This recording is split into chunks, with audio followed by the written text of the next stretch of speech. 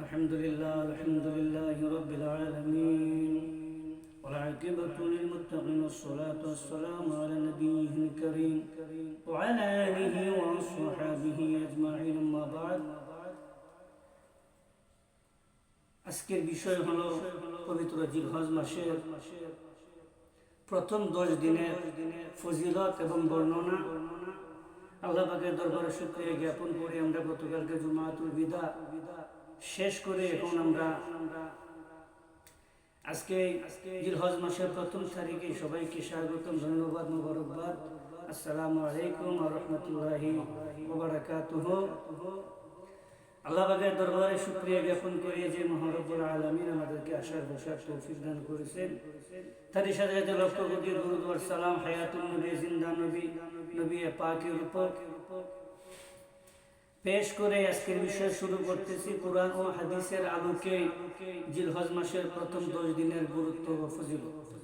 যেমন আমার আল্লাহ তাআলা বলেন ওয়াল ফাজরি ওয়া লায়ালিল আশরি, আমার আল্লাহ পাক বলেন ওয়াল ফাজরি, ফজরের শপথ, ওয়া লায়ালিল আশরি, 10 রাত্রির শপথ। এখানে হযরত মুফাসসিরিনে কেরাম হযরত আব্দুল্লাহ ইবনে আব্বাস রাদিয়াল্লাহু তাআলা আনহু বর্ণনা করেন, হযরত মুজাহিদ, হযরত ইকরামা রাহমাতুল্লাহ আলাইহি ওয়া লায়ালিল আশর দ্বারা জিলহজ মাসের প্রথম 10 রাত্রকে উল্লেখ করেছেন।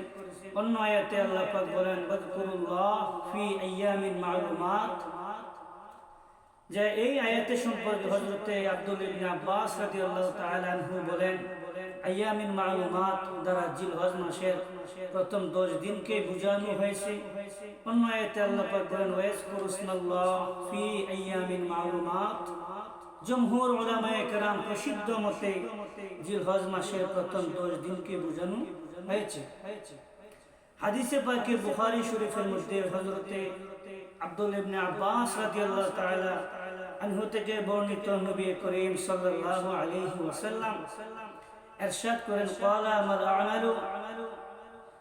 মাল আমালু ফি আইয়ামিন আফদালা মিনহা ফি হাযিহি ক্বালু ওয়ালাল জিহাদু ক্বালা ওয়ালা জিহাদু ইল্লা রাজুলান খারাজা ইউখাতিরু বিনাফসিহি ওয়া মালিন ফালাম ইয়ারজিউ বিশাইইন। হযরত আব্দুল্লাহ ইবনে আব্বাস রাদিয়াল্লাহু তাআলা আনহু থেকে বর্ণিত নবী পাক বলেন জিলহজ মাসের প্রথম 10 দিনের আমল অন্যান্য দিনের আমলের তুলনায় অতি উত্তম। সাহাবায়ে কেরাম বলেন ক্বালু ওয়ালাল জিহাদু, সাহাবায়ে কেরাম প্রশ্ন করে ইয়া রাসূলুল্লাহ, জিহাদের চেয়ে কি উত্তম নয়? নবীজি বলেন ক্বালা ওয়ালা জিহাদুন, জিহাদ উত্তম নয়, তবে ইল্লা রাজুলান খারাজা ইউখাতিরু বিনাফসিহি ওয়া মালিহি ফালাম ইয়ারজিউ বিশাইইন। তবে সেই ব্যক্তির কথা স্বতন্ত্রভাবে বলা হয়েছে, সে নিজের জান ও মাল দ্বারা, নিজের জান ও মালের ঝুঁকি নিয়ে জিহাদ করে কিছু গড়ে নিয়ে ফিরে আসতে পারে নাই, অর্থাৎ শাহাদাত বরণ করেছেন, সেই কথাটি বর্ণনা করা হয়েছে। হযরত আবু হুরায়রা রাদিয়াল্লাহু তাআলা আনহু থেকে বর্ণিত নবী করিম সাল্লাল্লাহু আলাইহি ওয়াসাল্লাম বলেন মা মিন আইয়ামিন আহাব্বু ইলাল্লাহি আইয়াতাআব্বাদা লাহু ফিহা মিন আশরি যিল হিজ্জা ইয়াদিলু সিয়ামুন কুল্লি ইয়াউমিন মিনহা বিসিয়ামিস সানা ওয়া কিয়ামু কুল্লি লাইলাতিন মিনহা বিকিয়ামি লাইলাতিল কদরি। নবী পাকের এই 10 দিনের ভিতরে যে কতটুকু মর্যাদা, কতটুকু শান মান, এটার ভিতরে ফজিলত কি, রহমত, বরকত কি। হযরত আবু হুরায়রা থেকে বর্ণিত আল্লাহ রাসূল সাল্লাল্লাহু আলাইহি ওয়াসাল্লাম বলেন জিলহজ মাসের প্রথম 10 দিনের ইবাদতের চেয়ে আল্লাহর কাছে অন্য কোনো ইবাদত অতি প্রিয় নয়। কেননা নবীজি বলেন ইয়াদিলু সিয়ামু কুল্লি ইয়ামিন মিনহা বিসিয়ামিস সানা, ওই দিনগুলো রোজা রাখলো, যে ব্যক্তি ওই দিনগুলোতে রোজা রাখলো সে পূর্ণ 1 বছরের সওয়াব সম পরিমাণ তার সওয়াব তাকে দেওয়া হয়। ওয়া কিয়ামু কুল্লি লাইলাতিন মিনহা বিকিয়ামি লাইলাতিল কদরি, ওই 10 দিনের ভিতরে যদি কোনো মুমিন মুসলমান কিয়ামুল লাইল, রাতের বেলা নামাজ পড়ে, নফল নামাজ পড়ে, ইবাদত বন্দেগী করে, ওই রাতের নামাজ একবার লাইলাতুল কদরের নামাজের সওয়াব তার সম পরিমাণ সওয়াব আল্লাহ পাক তার আমল নামার মধ্যে দিয়ে দেন। হযরত আনাস ইবনে মালিক রাদিয়াল্লাহু তাআলা আনহু থেকে বর্ণিত, জিলহজ মাসের প্রতিটি দিন অন্যান্য মাসের 1000 দিনের সমান, আর আরাফাতের দিন হলো অন্যান্য মাসের ফজিলতের দিক থেকে 10,000 দিনের সমপরিমাণ সওয়াব।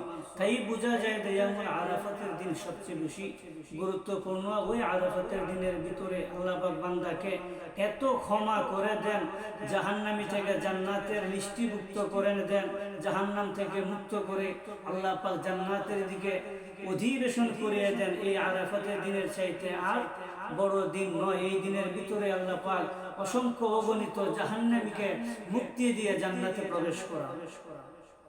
হযরত হাসান রাদিয়াল্লাহু তাআলা আনহু থেকে বর্ণিত, জিলহজ মাসের প্রথম 10 দিনের মধ্যে একদিনের রোজা অন্য সময়ের 2 মাস রোজা রাখার সমান। বিভিন্ন হাদিসে পাওয়া যায় নবী সাল্লাল্লাহু আলাইহি ওয়াসাল্লাম স্ত্রীগণ বর্ণনা করেন, কান্না নবী সাল্লাল্লাহু আলাইহি ওয়াসাল্লাম কানা লা ইয়াদা সিয়ামি 9 জিলহিজ্জা, নবী সাল্লাল্লাহু আলাইহি ওয়াসাল্লাম জিলহজ মাসের প্রথম 9 দিন রোজা কোনো সময় তরক করতেন না।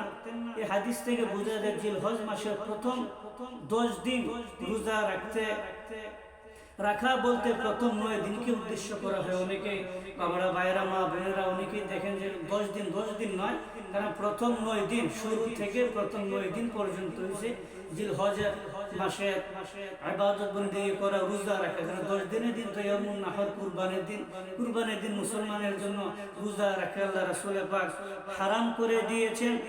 এই উদ্দেশ্যে হযরত ইমাম আহমদ রাহমাতুল্লাহ আলাইহি তিনি হযরত আব্দুল্লাহ ইবনে আব্বাস রাদিয়াল্লাহু তাআলা আনহু থেকে হাদিস বর্ণনা করেন, আনিন নবী সাল্লাল্লাহু আলাইহি ওয়াসাল্লাম قال ما من ايام اعظم عند الله ولا احب اليه من العمل فيهن في هذه الايام العشر فاكثروا فيهن من التهليل والتكبير والحميد। নবী করিম সাল্লাল্লাহু আলাইহি ওয়াসাল্লাম ইরশাদ করেন, জিলহজ মাসের প্রথম 10 দিনের আমলের চেয়ে অধিক গুরুত্বপূর্ণ এবং অধিক প্রিয় আমল আল্লাহর নিকটে আর কোনো কিছুই নেই। আল্লাহ নবী বলে, মা মিন আইয়ামিন আযমু ইনদাল্লাহ, আল্লাহ পাকের নিকট অতি উত্তম, অতি আযম বলতে আর কোনো কিছুই নেই। আবার বলে, ওয়াল আহাব্বু ইলাইহি মিনাল আমালি ফিহিন্না ফি হাযিল আইয়ামিল আশরি, এই 10 দিনের ভিতরে যত আমল করা হয়, এই আমলের চাইতে অতি উত্তম আমল, অতি প্রিয় আমল আল্লাহর দরবারে চাইতে আর কোনো কিছুই নাই। নবীজি বলেন, ফাকসারু ফিহিন্না মিনাত তাহলিল ওয়াত তাকবীর ওয়াল হামিদ। নবী পাকের বলে, এই দিনগুলোর ভিতরে বেশি বেশি এই 10 দিন প্রথম থেকে শুরু করে একবারে শেষ পর্যন্ত এই 10 দিনের মধ্যে তারা যেন তাকবীর বলে, তারা যেন তাহলিল বলে, তারা যেন আল্লাহ পাকের শানওয়ান গায়, নবী পাকের দুরূদ শরীফ বেশি বেশি পেশ করে, যেমন আল্লাহু আকবার, আল্লাহু আকবার, লা ইলাহা ইল্লাল্লাহু, আল্লাহু আকবার, আল্লাহু আকবার, ওয়ালিল্লাহিল হামদ। তারপরে আল্লাহ পাকের প্রশংসা, সুবহানাল্লাহ, আলহামদুলিল্লাহ, লা ইলাহা ইল্লাল্লাহু, আল্লাহু আকবার, যেমন সুবহানাল্লাহি ওয়া বিহামদিহি সুবহানাল্লাহিল আযীম। ওই মাসে যেন বেশি বেশি করে কোরআন তেলাওয়াত করা হয়, ওই মাসে যেন বেশি বেশি করে নবী পাকের উপর দুরূদ শরীফ পাঠ করা হয়, নবী পাকের উপর সালাতু সালাম যেন পেশ করা হয়, বেশি বেশি কোরআন তেলাওয়াত করা হয়, বেশি বেশি নফল ইবাদত বন্দেগী করা হয়। আল্লাহ হাবিব পাক এই দিকে আমাদেরকে আকৃষ্ট করেছেন, আমরা যেন নবী পাকের হুকুম মতে চলতে পারি, সে তৌফিক দান করেন, আল্লাহুম্মা আমিন। তারপরে আরো একটা আছে যে এই বিষয় হলো যে আমরা অনেকে রোজা রাখি 10টা বলি, এই যে রোজা 10টা না, রোজা হয়েছে মূলত 9 টাকার 10 তারিখ তো ইয়ামুল নহর কুরবানির দিন নবী পাক নিষেধ করে দিয়েছেন। হযরত আয়েশা সিদ্দিকা রাদিয়াল্লাহু তাআলা আনহা থেকে বর্ণিত, তিনি বলেন, قال النبي صلى الله عليه وسلم ما من يوم أكثر من أن يعتق الله فيه عبدا من النار من يوم العرفة হযরত আয়েশা সিদ্দিকা রাদিয়াল্লাহু তাআলা আনহা থেকে বর্ণিত, তিনি বলেন রাসূল আকরাম সাল্লাল্লাহু আলাইহি ওয়াসাল্লাম বলেছেন যে এমন আরাফার দিবসে সবচেয়ে জাহান্নামীকে আসলে মুক্ত করে আল্লাহ পাক জান্নাতের ভিতরে প্রবেশ করান, এটি সবচেয়ে বড় দিন। ওই দিনের চাইতে আর কোন দিন আল্লাহ পাক ইয়ামুল আরাফা দিনের ভিতরে আল্লাহ পাক যতটুকু ক্ষমা করেন অন্যান্য দিনের তুলনায় তার চাইতে বেশি ক্ষমা করে দেন।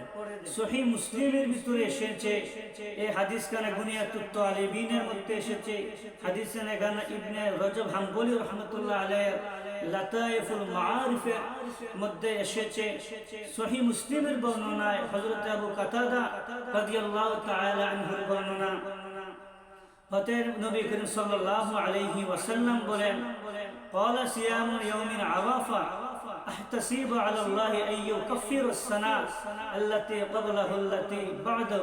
নবী সাল্লাল্লাহু আলাইহি ওয়াসাল্লাম বলেছেন ইয়ামুল আরাফাতের দিবসে যে ব্যক্তি রোজা রাখলো, নবী পাক বলেন আমি নবী পাক আশা করি আল্লাহ পাক তার রোজাদারের 1 বছরের আগে এবং 1 বছরের পরের গুনাহ আমার আল্লাহ পাক মাফ করিয়া দেন।